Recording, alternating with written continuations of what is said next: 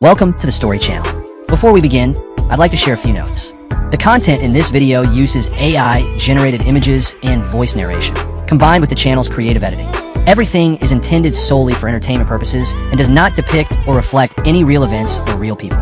Hope you enjoy the story and have a great time watching. The phone screen lit up at 2:47 a.m., and I watched my husband Brandon read the text message with the strangest expression I'd ever seen on his face.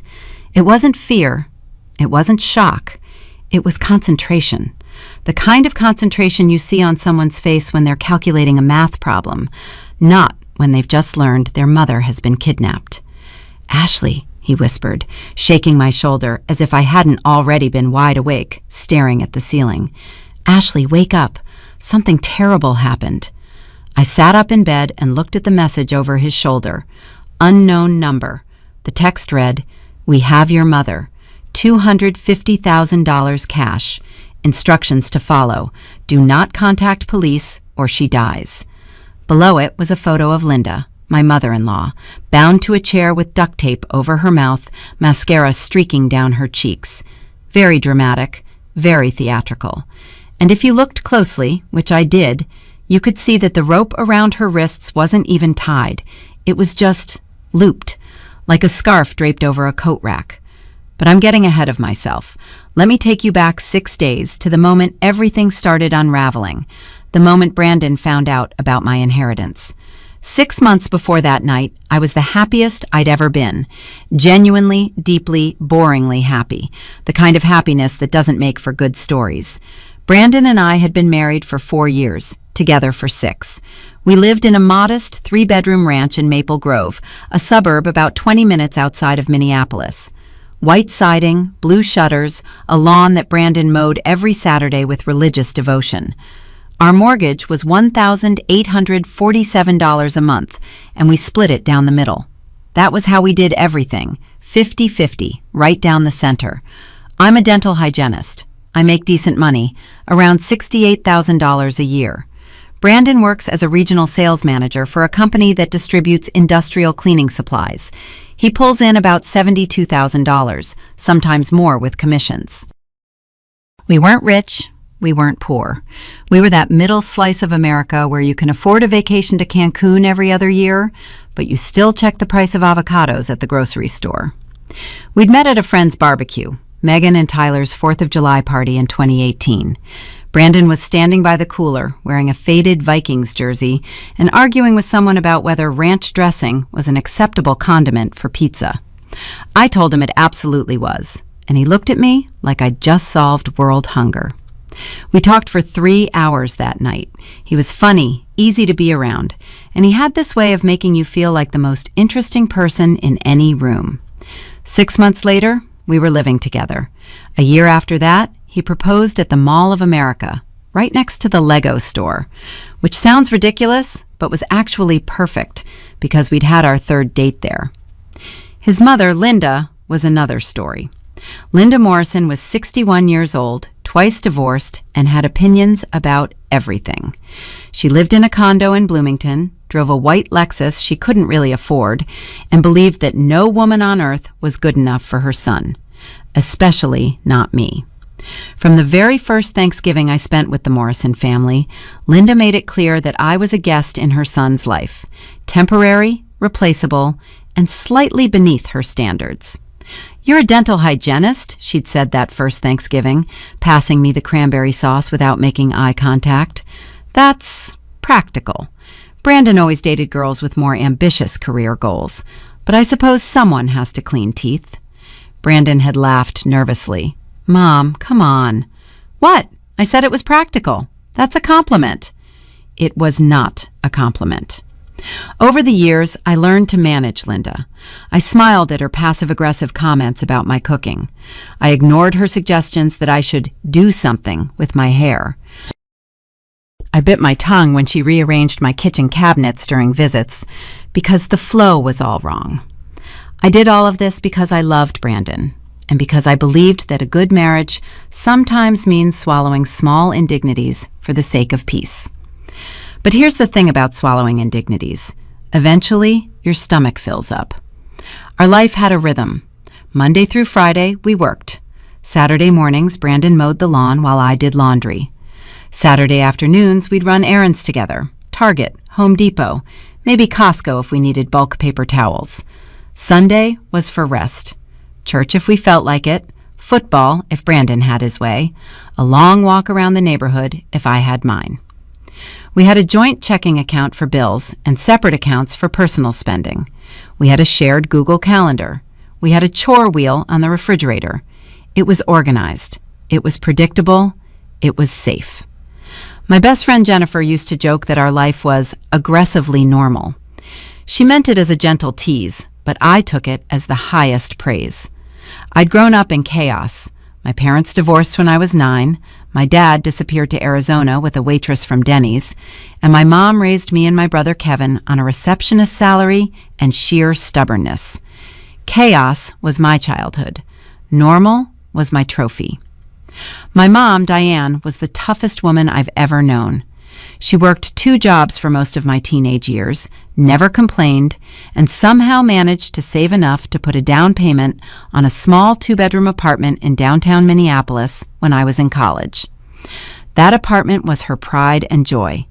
740 square feet of freedom, a place no man could take from her. She paid it off in 15 years. When Mom passed away in March, pancreatic cancer, diagnosed in November, gone by spring, she left me everything. The downtown apartment, her savings account, and a life insurance policy I didn't even know she had. The apartment was appraised at $410,000.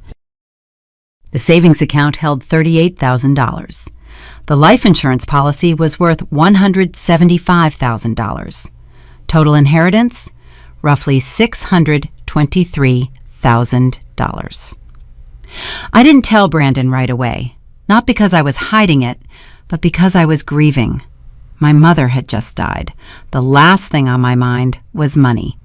I was barely functioning, going to work on autopilot, crying in the shower, eating cereal for dinner 3 nights a week. The estate went through probate, the lawyer handled the paperwork, and I signed things when I was told to sign things.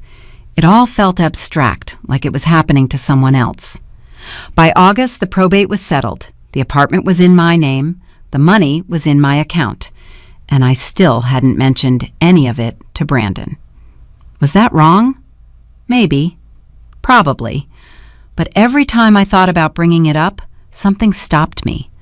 A voice in the back of my head, Mom's voice actually, saying, "Keep something for yourself, Ashley. Always have a door you can walk through alone." I didn't understand why that voice was so loud. Our marriage was good. Brandon was a good husband. We were fine. Then came the afternoon that changed everything.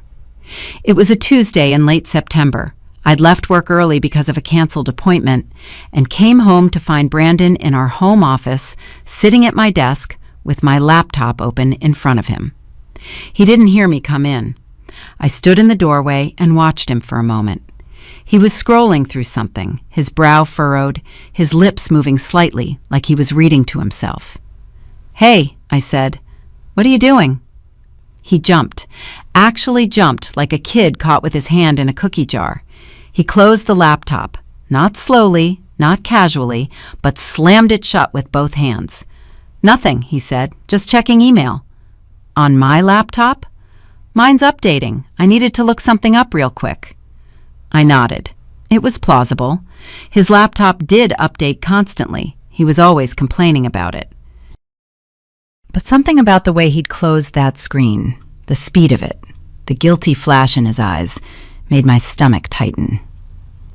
That night, after Brandon fell asleep, I opened my laptop and checked the browser history. He'd cleared it. Every single entry. Gone. Brandon had never cleared browser history in his life. I knew this because he was the kind of person who had 47 tabs open at all times and never closed any of them. My hands were shaking as I opened my email. Nothing seemed disturbed. I checked my bank accounts, all normal. Then I checked the one thing I'd been most careful about keeping private, the estate documents. The folder on my desktop labeled Mom's Things. It had been opened at 3:12 p.m. I'd left work at 2:30. He'd found it. All of it. The apartment appraisal, the insurance payout, the savings account statements, everything. I sat in the dark living room, my laptop glowing in my lap, and felt something shift inside me. Not anger, not yet. Something quieter and more dangerous. Awareness. The next morning, Brandon was different. Not obviously different. You'd have to know him as well as I did to notice. He was cheerful. Too cheerful. He made me coffee without being asked, which he hadn't done in months. He kissed my forehead on his way out the door and said, "Love you, babe. Have a great day." His smile was wide and bright, and for the first time in our marriage, it didn't reach his eyes. I said, "Love you too," and watched him pull out of the driveway. Then I called Jennifer. "He found the inheritance," I said. "Oh, no," she replied. There was a pause. "How's he acting?" "Like a golden retriever who just discovered where I hide the treats." Jennifer was quiet for a long moment. "Ash, listen to me. Don't do anything yet. Just watch. See what happens next." "You think he'll do something?" "I think money changes people, even good people. And I think you need to pay very close attention to what happens in the next few days." I promised her I would. I had no idea that the next few days would include a kidnapping, a ransom demand, a hidden camera, a confrontation at a police station, and the end of my marriage. But that Tuesday, all I knew was this. My husband had found out I was sitting on over $600,000, and for the first time since I'd known him, he'd lied to me about something that mattered. I poured my coffee down the sink. I'd lost my appetite. That evening, Brandon came home from work with flowers. Not the cheap bouquet from the gas station. Real flowers from an actual florist. Peach roses and white lilies, wrapped in brown paper with a little card that said, "Just because." "What's the occasion?" I asked, keeping my voice light. "No occasion." He set the vase on the kitchen counter and wrapped his arms around me from behind. "Can't a guy bring his wife flowers for no reason?" "You haven't brought me flowers since our anniversary. In April." He laughed. "Then I'm overdue."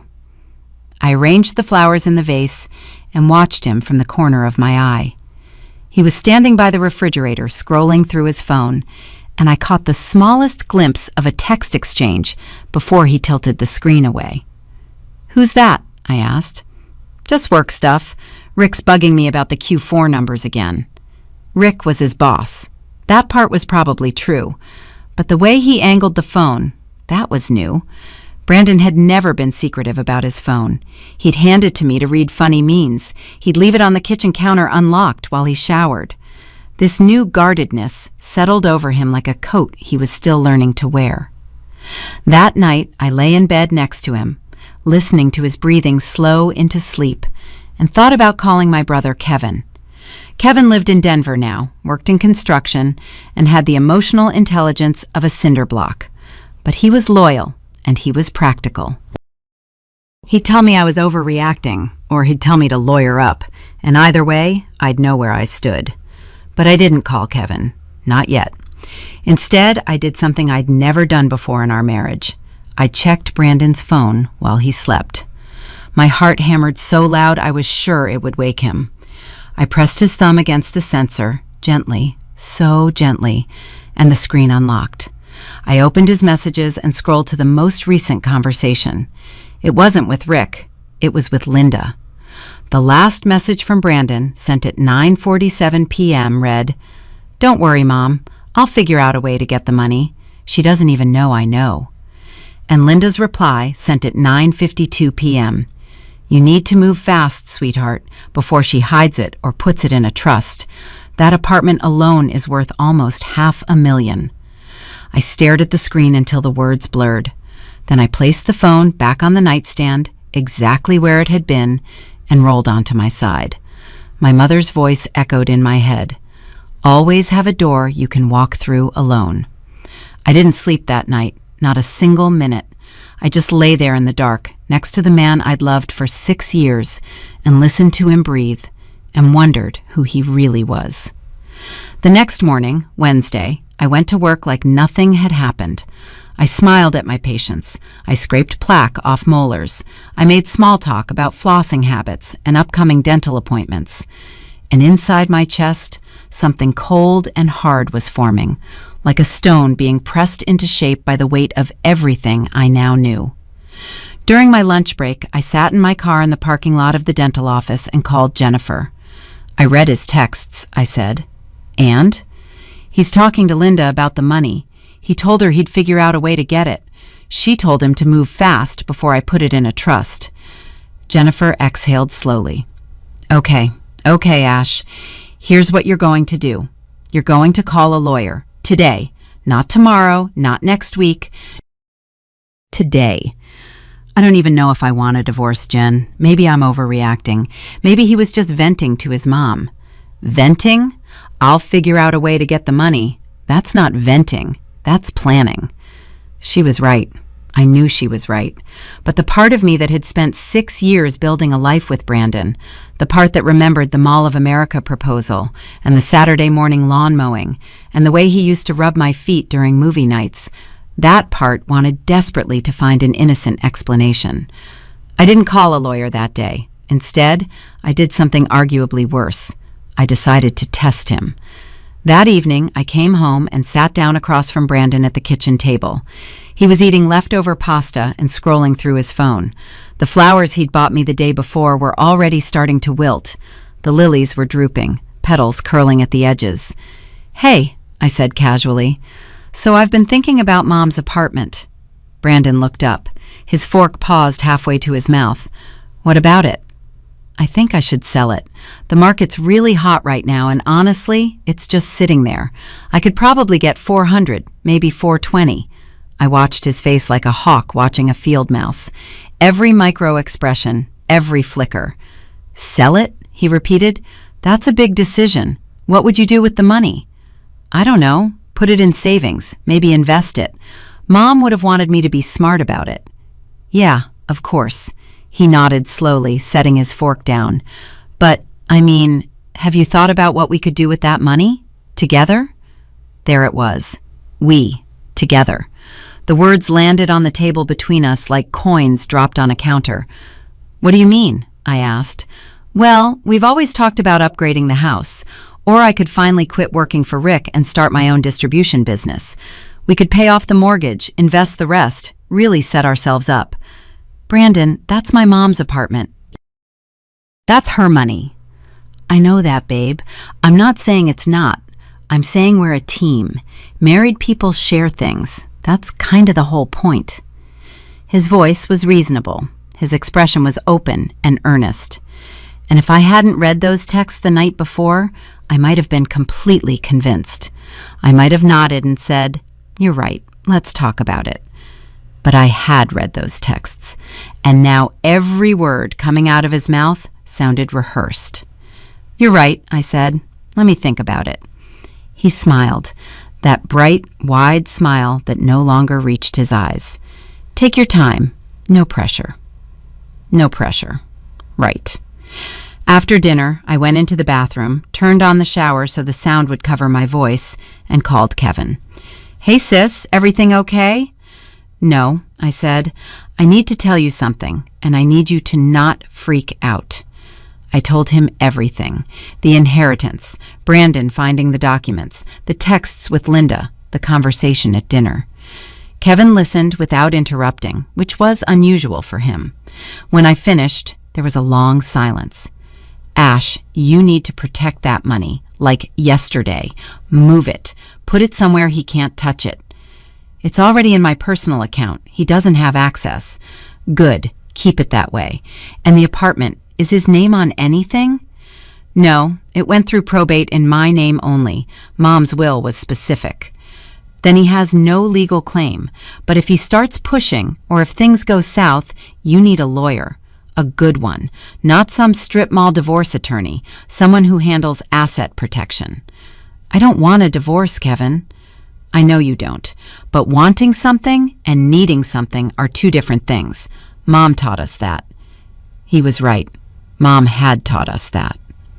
Thursday passed quietly. Brandon was normal, or whatever the new version of normal was. He didn't mention the apartment again. He didn't bring up money. He went to work, came home, watched ESPN, kissed me goodnight. If I didn't know better, I'd think Wednesday's conversation had never happened. But Friday evening, everything shifted again. I was in the kitchen making chicken stir-fry when Brandon's phone rang. He glanced at the screen, and something crossed his face, a tightness around his jaw, a quick darting of his eyes toward me. "I gotta take this," he said, and stepped out onto the back patio. Through the sliding glass door, I could see him pacing. His free hand was gesturing, big, agitated movements. His voice was too low to hear through the glass, but his body language screamed anxiety. The call lasted about 8 minutes. When he came back inside, his face was pale. "Everything okay?" I asked. "Yeah, fine, just work stuff." "You look upset." "Rick's being a pain about the Q4 projections. It's nothing." He went upstairs without eating dinner. I heard the bedroom door close, and then, muffled, the sound of another phone call. This one lasted almost 20 minutes.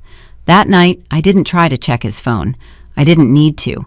I could feel the current shifting beneath us, the ground becoming unstable.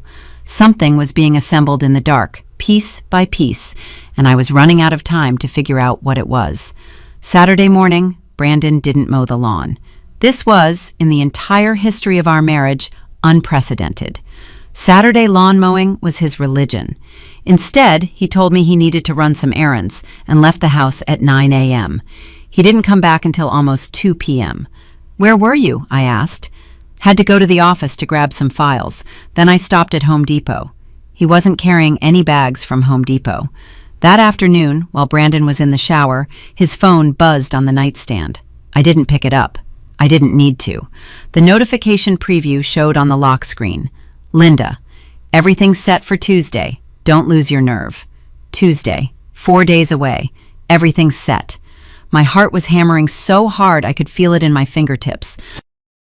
I walked downstairs, poured myself a glass of water, and stood at the kitchen sink, staring out the window at our unmowed lawn. I called Jennifer from the garage. "Something's happening Tuesday," I said. Linda texted him. She said everything's set. She told him not to lose his nerve. "Ashley, you need to get out of that house." "I'm not leaving my own house." "Then you need to be prepared for whatever's coming. Listen to me. Call a lawyer on Monday. First thing. I know someone, Rebecca Torres. She handled my cousin's divorce, and she's a pit bull. I'll text you her number." "Jen, what if I'm wrong? What if this is something totally innocent?" "Name one innocent explanation for everything's set for Tuesday, don't lose your nerve." I couldn't. Sunday was the longest day of my life. Brandon and I went to church, First Lutheran on Elm Street, where we'd been attending since we got married. We sat in our usual pew, 3rd row from the back, left side. Pastor Hendricks talked about trust and faithfulness. I almost laughed out loud. After church, Brandon suggested we go to brunch. We went to the Copper Kettle, our usual spot, and sat across from each other in a booth by the window. He ordered the Eggs Benedict. I ordered the French toast. We made small talk about the weather, about a new show on Netflix, about whether we should repaint the guest bedroom. It was the most normal, most excruciating meal I'd ever eaten. Halfway through brunch, Brandon reached across the table and took my hand. "Hey," he said, "I love you. You know that, right?" I looked into his eyes. They were brown, warm, familiar. The same eyes that had looked at me with wonder at that 4th of July barbecue 6 years ago. The same eyes that had teared up when he said, "I do."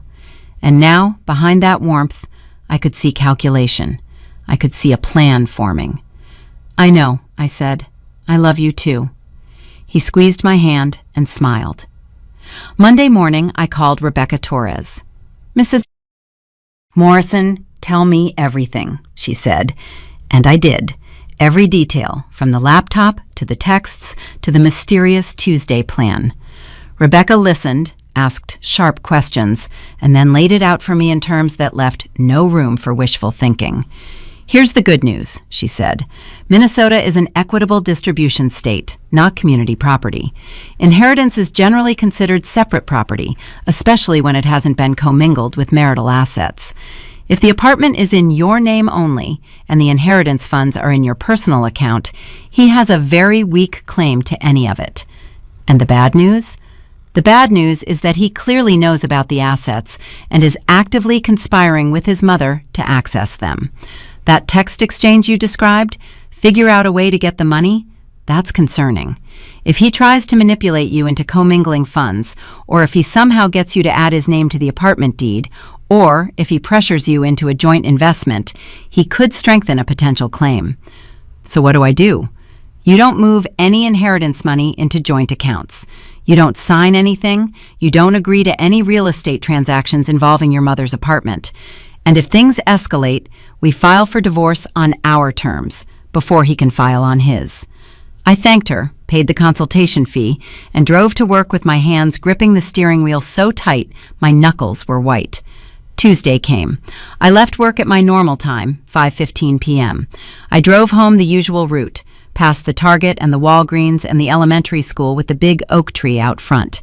I pulled into the driveway and noticed Brandon's car was already there. He usually didn't get home until 5:45 or 6. I sat in my car for a full minute, staring at the house. White siding, blue shutters, the lawn still unmowed from Saturday. A house that had felt like home for 4 years and now felt like a trap. I walked inside. Brandon was sitting on the living room couch. And next to him, perched on the edge of the armchair like a queen holding court, was Linda. She was wearing a cream-colored blouse and too much perfume, Chanel No. 5, the same scent she always wore, so strong it hit me the moment I crossed the threshold. Her hair was freshly done, blonde highlights over gray roots, and her lips were painted a shade of coral that made her look like she was about to sell me a timeshare. "Ashley, sweetie!" Linda stood up and opened her arms for a hug I didn't want. "How are you, honey? Brandon told me about your mother's passing. I'm so sorry I didn't reach out sooner. I've just been dealing with my own health issues. You know how it is." Health issues. Linda's health issues were a rotating cast of vague complaints, back pain, fatigue, mysterious headaches that materialized whenever she needed attention or sympathy. "Thanks, Linda," I said, accepting the hug stiffly. "What brings you by?" "Can't a mother visit her son?" She laughed, a tinkling, artificial sound. "Actually, we wanted to talk to you about something, both of us. Right, Brandon?" Brandon was sitting with his elbows on his knees, hands clasped, staring at the carpet. He looked up when his mother said his name, and I saw something in his expression I hadn't expected. Guilt. Real, heavy, unmistakable guilt. "Yeah," he said quietly. "Ash, can you sit down?" I sat in the chair opposite them. The three of us formed a triangle in the living room, and the air between us felt thick enough to chew. "Here's the thing," Linda began, crossing her legs and leaning forward. "Brandon's been worried about you, about us, about our family's financial future. And I have to be honest with you, Ashley. I've been struggling. My condo association just hit us with a special assessment, $18,000 for roof repairs. On top of that, my Lexus needs a new transmission. That's another $4,500. And my credit cards," she waved her hand dismissively, as if her debt were a fly she could shoo away. "Well, let's just say I've gotten myself into a bit of a hole." "I'm sorry to hear that," I said carefully. "The thing is," Brandon cut in, "Mom needs help. And I was thinking, since you came into some money from your mom's estate, maybe we could help her out. As a family." There it was, the play, laid out on the table like a hand of cards. "How much help are we talking about?" I asked. Linda and Brandon exchanged a glance. It was quick, practiced, choreographed. "Well," Linda said, "if we could just borrow, and I do mean borrow, Ashley, I would pay back every cent. Maybe $60,000? That would cover the assessment, the car, the credit cards, and give me a little cushion." $60,000. A little cushion. I looked at Brandon. "You knew about my inheritance this whole time?" He had the decency to look uncomfortable. Yeah, I saw some documents on your laptop a couple weeks ago. I wasn't snooping, I was just checking email and they were right there." "And you told your mother?" "I told her because she's been stressed about money, and I thought maybe..." "You thought maybe my dead mother's money could solve your living mother's problems?" The room went silent. Linda's coral lips pressed into a thin line. Brandon's jaw tightened. "That's not fair," Linda said softly. "I know you're grieving, Ashley, but family helps family. That's what we do." I stood up. My legs were steady. My voice was calm. And somewhere deep inside me, my mother's voice was saying, clear as a bell, "There it is, baby. Now you see." "I need to think about it," I said. "Of course," Linda replied, her smile returning instantly, like a light switched back on. "Take all the time you need." But as I walked upstairs to the bedroom, I heard Linda whisper to Brandon, not quietly enough, "She'll come around. They always do when you give them the guilt trip." I closed the bedroom door, sat on the edge of the bed, and pressed my palms against my eyes until I saw stars. They always do. 2 days passed. I told Brandon I was still thinking about it. He was patient, suspiciously patient, and didn't bring it up again. But I noticed him texting more frequently, always angling his screen away. I noticed him making phone calls from the garage, and on Thursday evening, I noticed something that made my blood run cold. I was looking for a receipt in Brandon's jacket pocket. Legitimately, I needed the Home Depot return policy for a light fixture. And instead, I found a business card. White card, black text. Gregory Pullman, attorney at law, family law and asset division. He'd already talked to a divorce lawyer. While telling me he loved me at brunch, while holding my hand across the table, while asking me to help his mother with $60,000 of my inheritance, he was already preparing for war. I put the card back exactly where I found it and went into the bathroom and threw up. That night, lying next to him in the dark, I made a decision. I wasn't going to cry. I wasn't going to confront him. I was going to be smarter than both of them. I texted Jennifer. "I need the hidden camera setup you used for your Airbnb, the one that looks like a phone charger." She replied immediately, "I'll bring it tomorrow. What's happening?" "I'll explain when I see you." Then I texted Rebecca Torres. "He's already consulted a divorce attorney. Gregory Pullman. I found the card. What do we do?" Rebecca's reply came at 11:47 p.m. "We accelerate. Come in Friday morning. Bring everything." I lay there in the dark, my husband breathing peacefully beside me, and felt the last thread of hope snap clean in two. This wasn't a misunderstanding. This wasn't a man venting to his mother. This was a coordinated plan to separate me from my inheritance, by charm if possible, by divorce if necessary. And I still didn't know about the kidnapping. That was coming. That was 3 days away, ticking closer, like a bomb I couldn't yet hear. Friday morning, I sat in Rebecca Torres's office at 8:30 a.m. before the dental clinic opened, with a folder full of screenshots, a printed copy of the apartment deed, and hands that wouldn't stop trembling. Rebecca's office was on the 14th floor of a glass tower in downtown Minneapolis, overlooking the river. She had dark hair pulled back tight, reading glasses on a chain, and a way of looking at you that made you feel like she could see through walls. Her desk was immaculate. 1 laptop, 1 legal pad, 1 pen. No family photos, no decorations, just work. "Show me everything," she said. I laid it out. The screenshots of Brandon's texts with Linda, the business card for Gregory Pullman, the estate documents, the timeline of events. Rebecca studied each piece, making notes on her legal pad in handwriting so precise it looked printed. "He's moving faster than I expected," she said. "Pullman is aggressive. He specializes in asset disputes during divorce. The fact that Brandon consulted him before even confronting you about the inheritance tells me this isn't spontaneous. This is strategic." So what happens now? Now we prepare. I'm going to draft a postnuptial agreement, not because I expect him to sign it, but because offering it creates a paper trail that shows you attempted to protect separate property. If he refuses, that refusal becomes evidence of intent.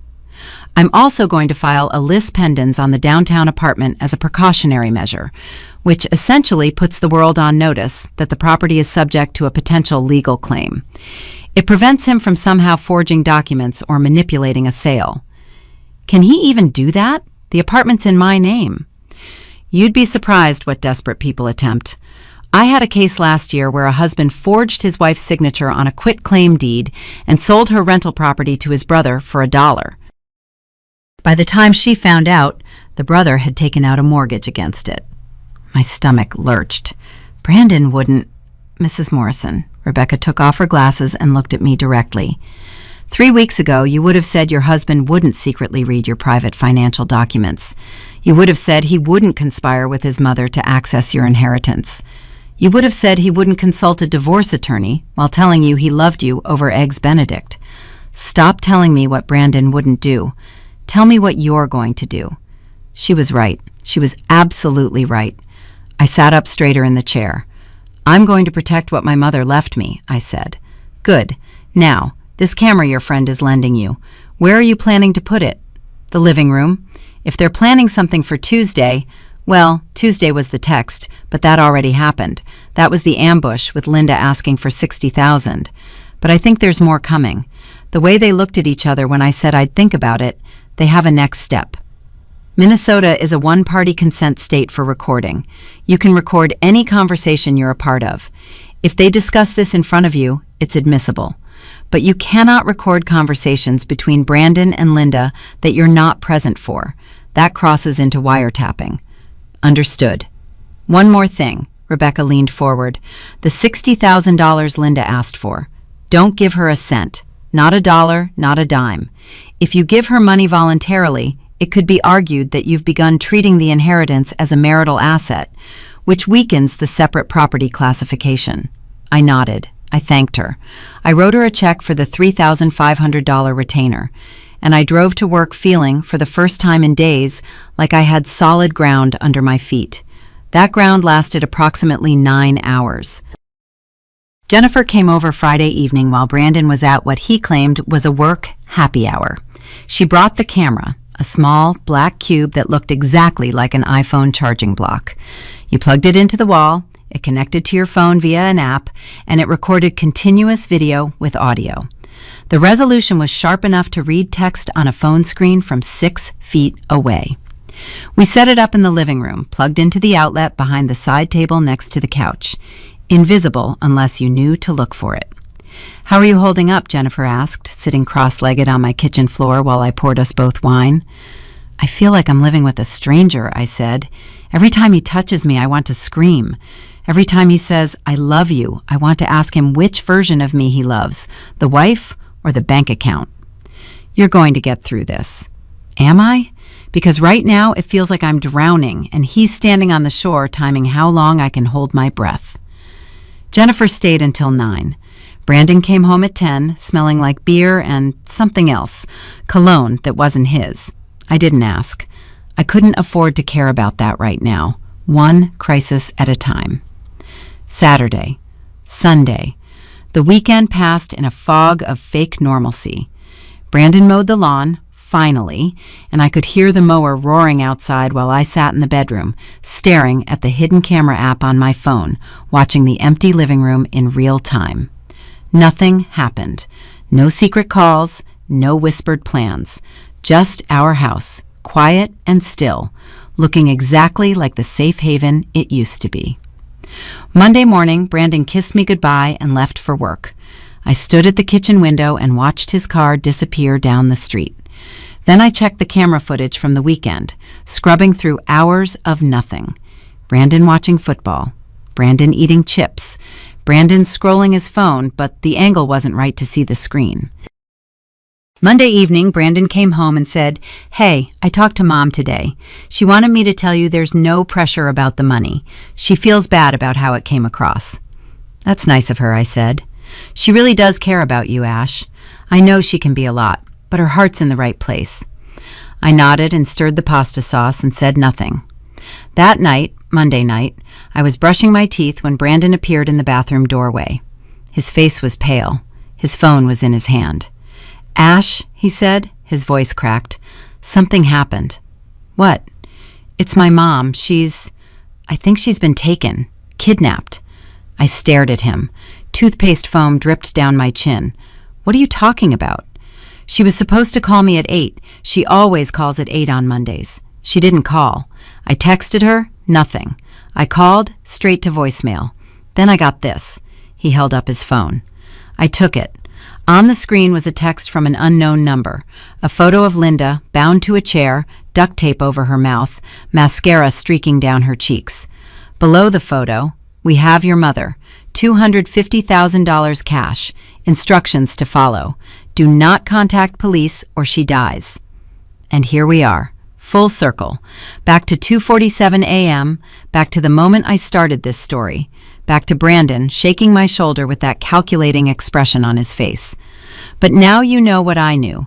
Now you understand why, when I looked at that photo of Linda, kidnapped, in a chair with rope that wasn't even tied, I didn't feel fear.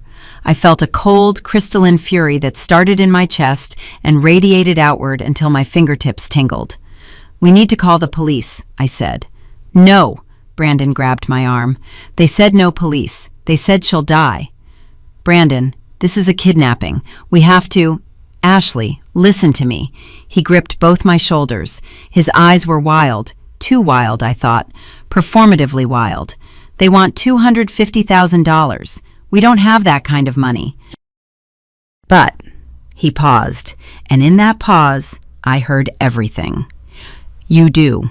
Your mom's insurance money. The apartment. You could sell the apartment fast, take a loss if you have to. We can get the cash in a few days." I pulled back from his grip. "You want me to sell my dead mother's apartment to pay a ransom? To save my mother's life? Ashley, what choice do we have?" "We have the choice to call the police, Brandon. That's literally what they exist for." "And risk her getting killed? Are you insane?" I looked at him, really looked at him, the tears forming in his eyes, the tremor in his hands, the way his voice shook with what was supposed to be desperation. It was a good performance, I'll give him that. 6 months ago, it would have fooled me completely. "Let me see the photo again," I said. He handed me the phone. I zoomed in on the image. Linda's wrists. The rope was loose, draped, not tied. Her eyes, above the duct tape, weren't wide with terror. They were alert, focused, almost expectant. And in the background, just barely visible in the corner of the frame, was a cream-colored wall with a familiar mark, a small dent near the baseboard that I recognized from every holiday dinner I'd ever suffered through at Linda's condo. She was in her own living room. My mother-in-law had staged her own kidnapping, in her own home, to steal my inheritance. I handed the phone back to Brandon. My hand was steady. My voice was steady. Everything was steady. "What can we do, honey?" Brandon said, his voice thick with manufactured anguish. "We'll have to sell your downtown apartment. It's the only way." I just smiled, and I asked, "Brandon, when exactly did you and your mother plan this?" The color drained from his face so fast, I thought he might faint. His mouth opened, closed, opened again.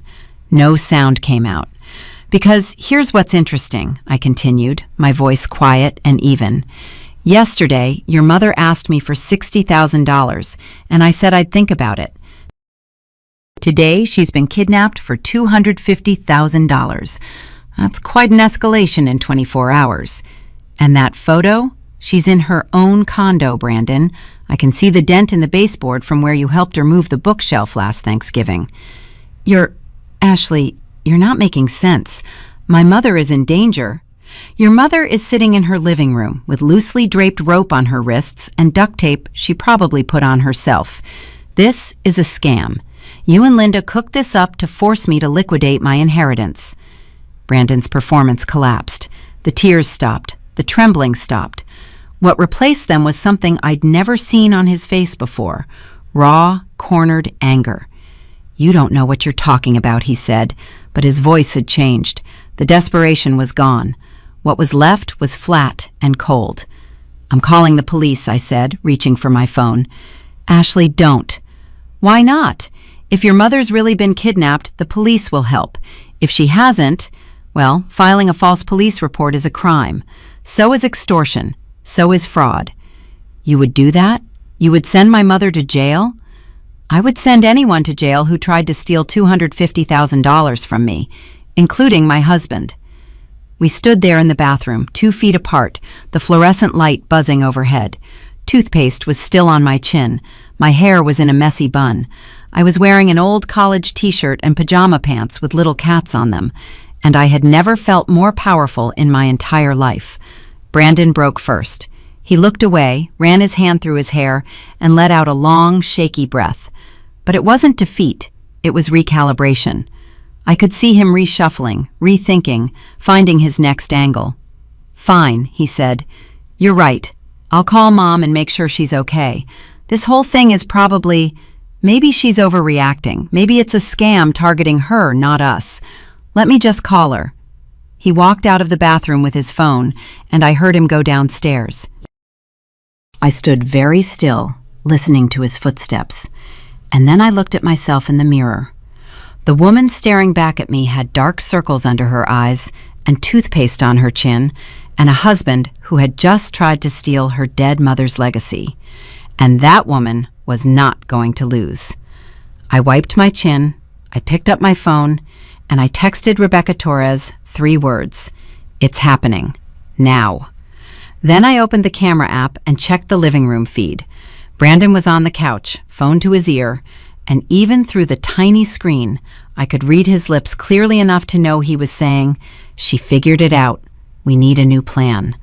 I screenshot it, I saved it, and I waited for whatever was coming next, because I knew with absolute certainty that Brandon and Linda weren't done. People who stage kidnappings don't give up after one failed attempt. They escalate, and I was going to be ready. I didn't sleep that night either, but this time it wasn't confusion keeping me awake, it was strategy. I lay perfectly still, breathing slow and even, while Brandon tossed and turned beside me, checking his phone every 20 minutes, texting furiously under the covers like a teenager past curfew. At 4:15 a.m., he got up, went downstairs, and made a phone call. I know because the camera caught every second of it.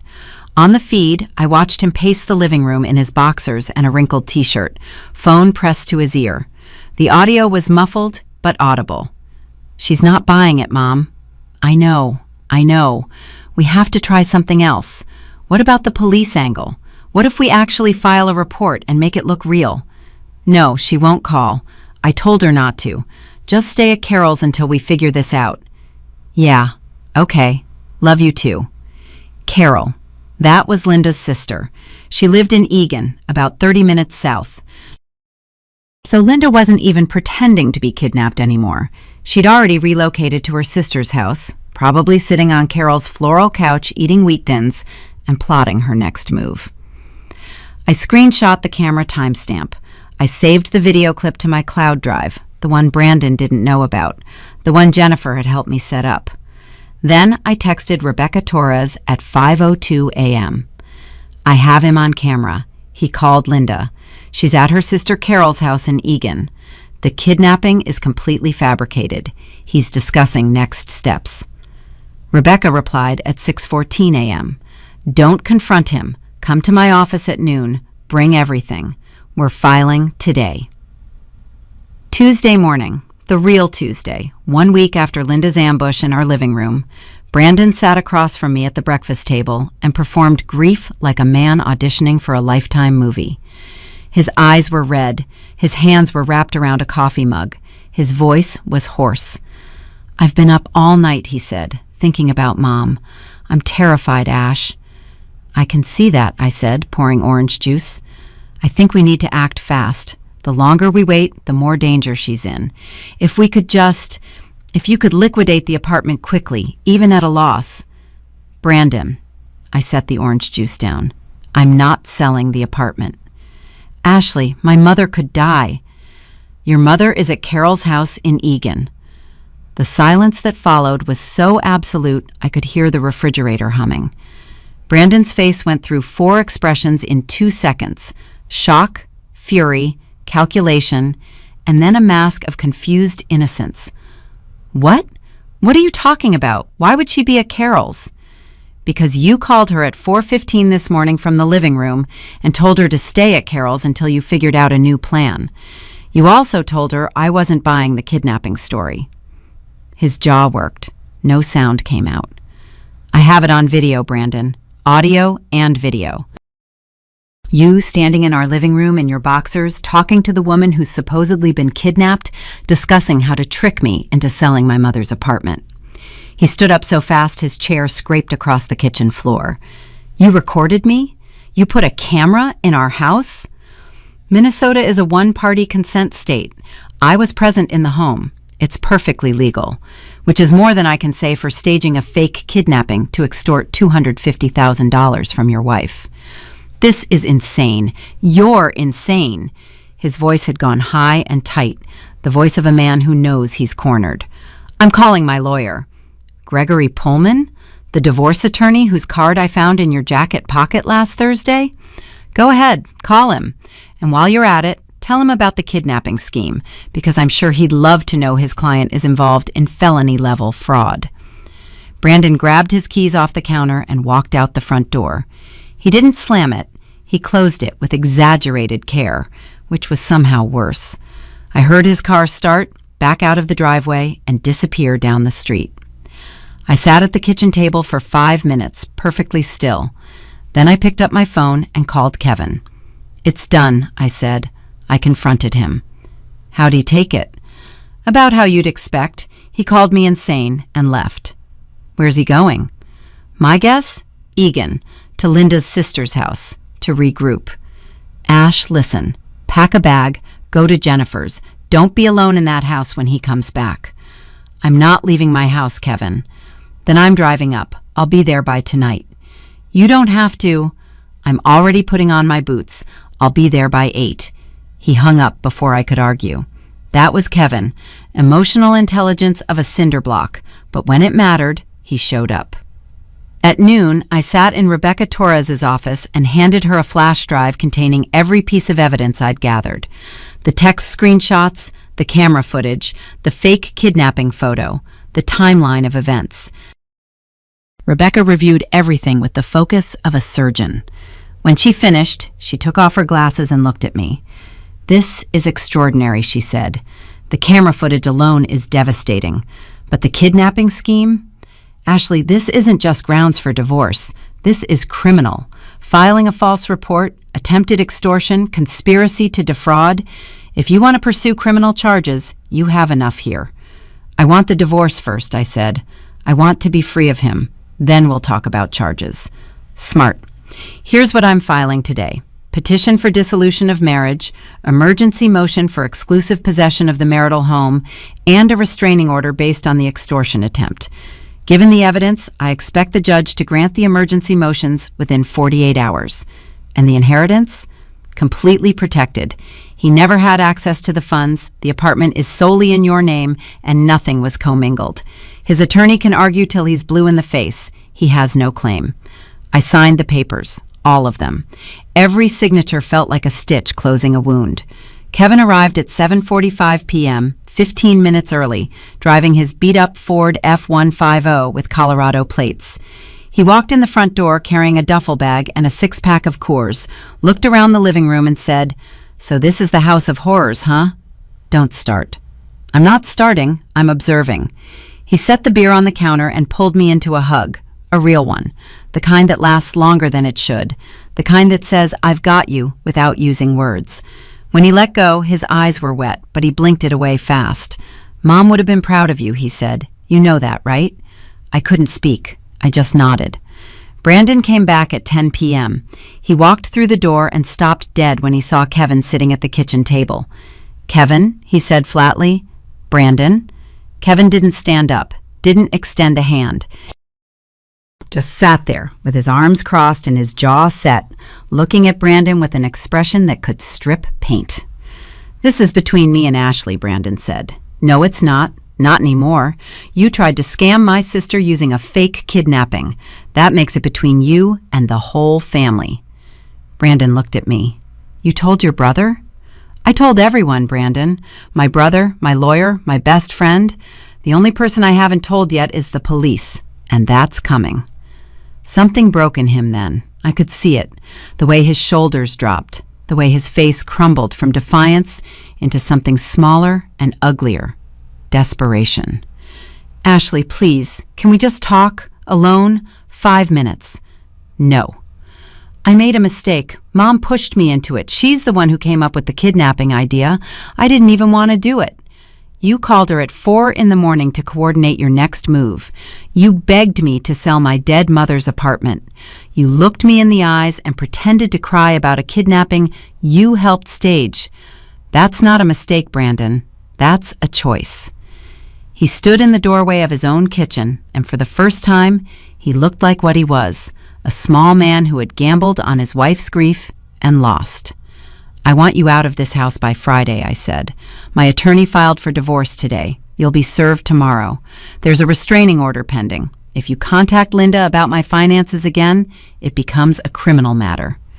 Brandon opened his mouth, closed it, looked at Kevin, who hadn't moved, hadn't blinked.